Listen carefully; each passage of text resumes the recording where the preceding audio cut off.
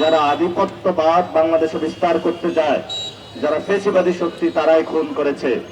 আমরা বর্তমান সরকারকে বলবো, দ্রুত এই খুনের বিচার করুন, না হলে বাংলাদেশের বিভিন্ন জায়গায় শহীদ উসমান হাদী ভাইকে যেভাবে আমরা হারিয়েছিলাম, আমাদের অনেক সহযোদ্ধাকে এভাবে হারাতে হবে।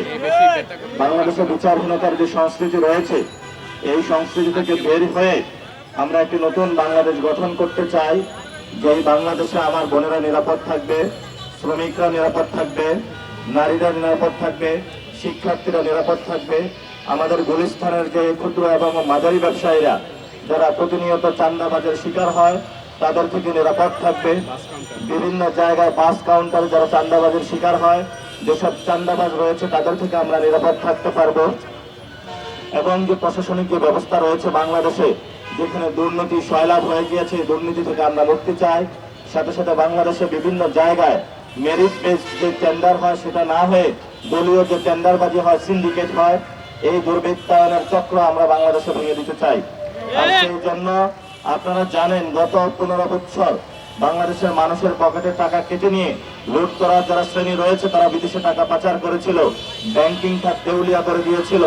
আমরা সেই সব মানুষদেরকে বাংলাদেশে বিচারের কাঠ গড়ায় দাঁড় করাতে চাই।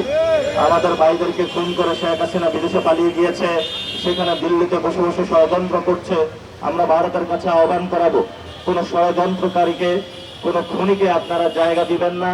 তার ফাঁসির রায় হয়েছে, তাকে বাংলাদেশে আপনারা ফেরত দিন, এবং বাংলাদেশে আমরা তার যে ফাঁসির রায় হয়েছে তা দ্রুত বাস্তবায়ন করতে চাই।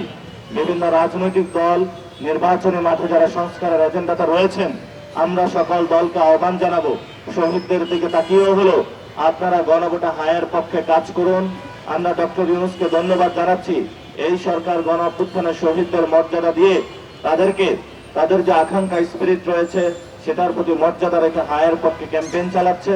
এটা বাংলাদেশের স্পিরিটের জায়গা, এটা কোনো দলীয় স্লোগান নয় যে গণভোটে হা দেন। আমরা সেটার সাথে ঐক্যমত হয়েছে।